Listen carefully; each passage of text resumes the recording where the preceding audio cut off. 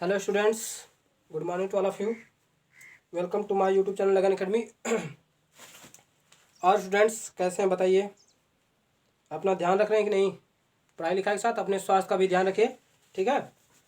और मैं क्लास चालू मैंने स्टार्ट करने से पहले यह बता दूं कि आज हमारी अगली टॉपिक डिमोन्स्ट्रेटिव प्रोनाउन है और इसका डेफिनेशन के थ्रू उसको हम समझेंगे कि डिमोन्स्ट्रेटिव प्रोनाउन क्या होता है। लेकिन उससे पहले आप लोगों का जैसा कमेंट आ रहा था कि वॉइस आ रही है, वॉइस तो वॉइस के लिए देखिए अब मैंने प्लेस चेंज कर दिया है। हालांकि मेरा चेहरा थोड़ा फेस जो थोड़ा मतलब कि धुंधला सा दिख रहा होगा, लेकिन इससे आपको कोई मतलब नहीं। आपका बोर्ड स्पष्ट दिख रहा है, इस पर लिखा हुआ सब कुछ स्पष्ट दिख रहा है, क्लियर दिख रहा है ना, इससे मतलब रखिए, मेरे से कोई मतलब नहीं।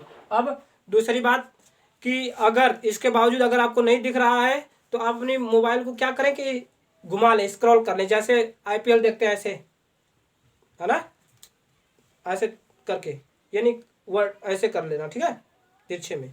तो इस तरह से करके देखिएगा आप। और अब हम लोग चलते हैं। हाँ, एक तो और कमेंट आ रहा है कि जो है कि एक तो पहले ये तो बता ही दिया, दूसरी कमेंट ये है कि आप लोगों को वीडियो अच्छी लगती है तो आप उसे लाइक सब्सक्राइब करें, ठीक है। हाँ, ये नहीं कंजूसी करें। चलिए देखिए, डिमोन्स्ट्रेटिव प्रोनाउन कल उसके पहले वाले चैप्टर में हमने पढ़ा था पर्सनल प्रोनाउन, है ना। आज पढ़ेंगे डिमोन्स्ट्रेटिव प्रोनाउन मतलब संकेत वाचक सर्वनाम। इसकी हिंदी क्या होगी? संकेत वाचक सर्वनाम। सर्वनाम। और देखो अभी भी मुझे एक चीज याद आया, जब मैं पढ़ा रहा था पार्ट्स ऑफ स्पीच, अभी पार्ट्स ऑफ स्पीच पढ़ा ही रहा हूँ, तो इसमें नाउन का पार्ट्स, नाउन के भाग जो आप लोग पढ़े पार्ट्स, उसमें कह रहे हैं पार्ट्स ऑफ नाउन पढ़ाए तो हम क्या होते हैं, जरा बताइएगा तो, इसको दे रहे हैं ना, जरा बताइए तो, जरा बताइए।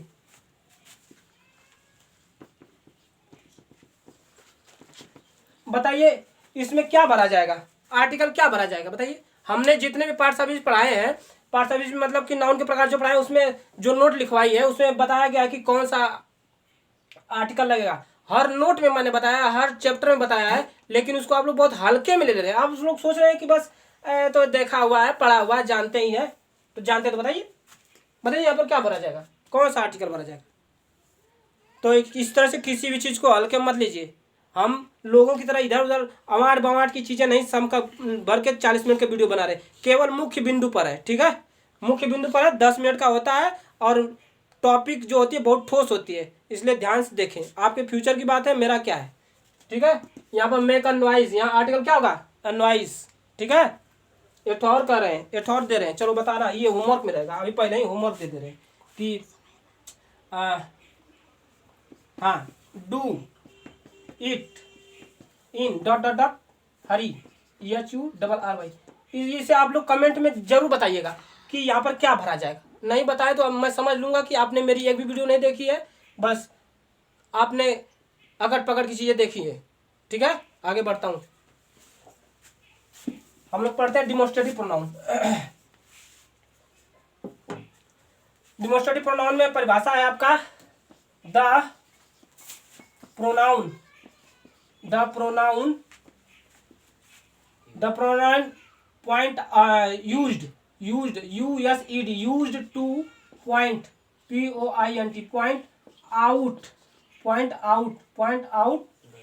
the object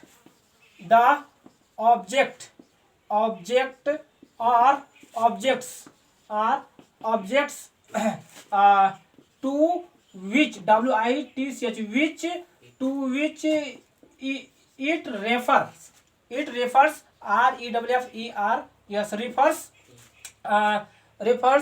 is called, called or demonstrative pronoun, or demonstrative pronoun, demonstrative, ठीक है, ट्रेटिव प्रोनाउन, ठीक है। यहाँ पर ये आपकी परिभाषा समाप्त हो गई, और बहुत छोटी परिभाषा है, इसे आप चाहेंगे एकदम 1 मिनट में याद कर लेंगे। The pronoun use to point out the object or objects to which it refers, मतलब के संदर्भ में यूज मीन्स प्रयोग किया जाता है। हाँ, यूज टू का प्रयोग देख रहे हैं, यूज टू का प्रयोग कब होता है? जब कोई भी कार्य भूतकाल में निरंतर हुआ होता है या निरंतर हुआ रहता है, तो जैसे मैं बचपन में यहाँ खेलने आया करता था, तो आया करता था, किया करता था, है ना, उस प्रकार से। तो इसका मतलब हुआ कि किया जाता है ना। तो कहिएगा जिस, हिंदी में परिभाषा में लिखिएगा, जिस प्रोनाउन का प्रयोग, जिस प्रोनाउन का प्रयोग ऑब्जेक्ट्स माने वस्तुओं, क्या वस्तुओं, वस्तुओं और, ये क्या लिखा और माने या, हाई जो ऑब्जेक्ट लिखा है ये वाला, इसका मतलब समझिएगा व्यक्तियों, है ना, हाँ व्यक्तियों, ठीक है। तो जिस, ये परिभाषा है आपकी, ठीक है, परिभाषा में है, ये शॉर्ट में लिख दे रहे हैं यहाँ पर। तो जिस प्रोनाउन का प्रयोग वस्तुओं या व्यक्तियों के, व्यक्तियों को इंगित निर्देशित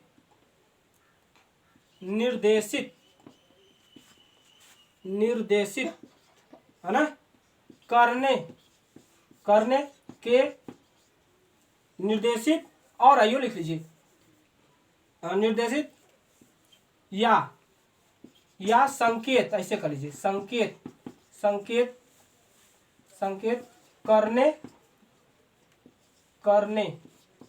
के लिए, संकेत करने के लिए किया जाता है, ऐसे लिखो, किया जाता है। इन्हें डिमोस्ट्रेटिव प्रोनाउन कहते हैं। क्या कहते हैं? इन्हें डिमोस्ट्रेटिव प्रोनाउन कहते हैं। डिमोस्ट्रेटिव का मतलब क्या?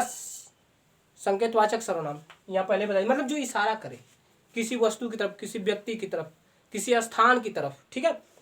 अब इनमें एक बात और याद रखना है, मतलब कि इनका प्रयोग कैसे होता है, आइए समझ लेते हैं। अच्छा, पहले ये लिख लीजिए कि ये होते कितने हैं, तो आप लिखिए इसमें दीज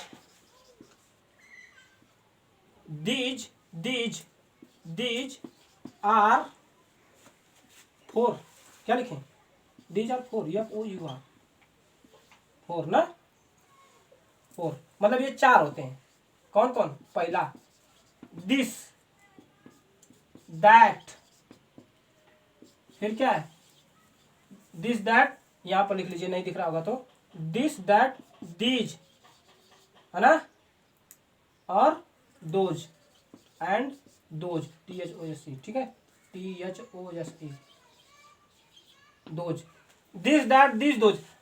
अब इनका प्रयोग कैसे करना है ये बताएं, तो लिखिएगा इनके तुरंत बाद वर्ब होनी चाहिए, है ना। तो इसे मिटाकर आगे लिख रहे हैं, ठीक है। चलिए पहले स्क्रीनशॉट लीजिए, हो गया होगा, ठीक है। तो इनके तुरंत बाद क्या होना चाहिए? वर्ब होना चाहिए। इनके तुरंत बाद वर्ब होनी चाहिए।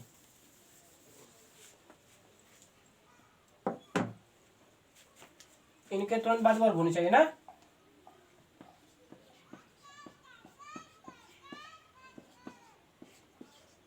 के तुरंत बाद वर्ब, वर्ब मतलब समझ में आ रहा है? वर्ब मतलब एक्सिलरी वर्ब होनी चाहिए, ये भी याद रखिएगा। यहाँ पे कोष्टक में लिख लो एक्सिलरी, AUXILARY, है ना, axillary verb, VERB verb. Axillary verb मतलब सहायक क्रिया। क्या यहाँ पर ना समझ में तो ये भी लिख लीजिए, सहायक क्रिया होनी चाहिए। क्या है? चाहिए, ठीक है। इनके तुरंत बाद, किनके तुरंत बाद? वही चारों शब्द जो बताए, जैसे में लिखेगा this is my book, this is my book. अब यहां पे लिखिएगा दैट इज योर पेन, ठीक है, दैट इज योर पेन। अब यहां पर लिखिएगा दीज आर माई बुक्स। यहां पर लिखिएगा दोज आर योर पेन्स। क्या है? तो आप देख रहे हैं कुछ इसमें अंतर दिख रहा है। अंतर यही है कि इनके तुरंत बाद देखिए पहले वर्ब है, तब जाकर के ये डिमोस्ट्रेटिव एडजेक्टिव डिमोस्ट्रेटिव प्रोनाउन होंगे, और इनके अगर इनके तुरंत बाद वर्ब नहीं है तो वो डिमोस्ट्रेटिव एडजेक्टिव हो जाते हैं। तो इसे मैं एडजेक्टिव वाले पोर्शन में पढ़ाऊंगा, उसमें अच्छे से बताऊंगा। पहले यहाँ पर इसे समझ लीजिएगा, इनके तुरंत बाद क्या होना चाहिए, वर्ब। वर्ब मतलब सहायक क्रिया होनी चाहिए, चाहे किसी भी टेंस की वर्ब होनी चाहिए। यहाँ पे सारे के सारे ये जो है ये कॉन्टिन्यूअस के, प्रेजेंट के कॉन्टिन्यूअस के लगी है। तो आप इसमें पास्ट के भी लगा सकते हैं, फ्यूचर के भी लगा सकते हैं, इससे कोई मतलब नहीं है। बस ये रखिएगा कि यह जब भी प्रयोग होते हैं, इनके तुरंत बाद जब भी वर्ब आती है किसी की तरफ संकेत करते हैं। जैसे दिस मिस यह, इज मिस है, माई मिस मेरी, बुक मिस पुस्तक, यह मेरी पुस्तक है, यह मेरी पुस्तक, ऐसा संकेत कर रहा है ये भाई मेरी है, तुम्हारी नहीं है। ठीक है, यहाँ पे कह रहा है कि दैट इज योर पेन, यह तुम्हारी पेन है, संकेत करते होता है कि। और यहाँ पे कह रहा है दीज आर माई बुक्स, ये मेरी किताबें हैं। और ये कह रहा है दोज आर योर पेन्स, ये तुम्हारी कलमें हैं। तो ये चीज तो आपको पता हो गया। एक चीज और इसमें नोट रखिएगा, नोट में लिखिए कि दिस दैट, ऐसे चलो इसे मिटा देते हैं और लिखवाते हैं ना। लिखिए जल्दी से लिखिएगा कि हाँ दिस, THIS, दिस तथा दैट, THAT है ना, दैट का प्रयोग सिंगुलर, किसमें, singular sense, yes EN yes sense में है ना, सिंगुलर सेंस में नजदीक के लिए किया जाता है, नियर के लिए ना, पास के लिए। ठीक है, नजदीक हिंदी में लिख लो, नजदीक के लिए किया जाता है।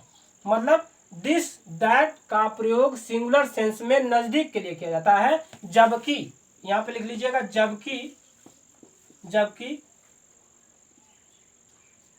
बचा क्या, दीज, क्या बचा, दीज तथा, यानी एंड यहां पर लिख सकते हैं, दीज दोज का प्रयोग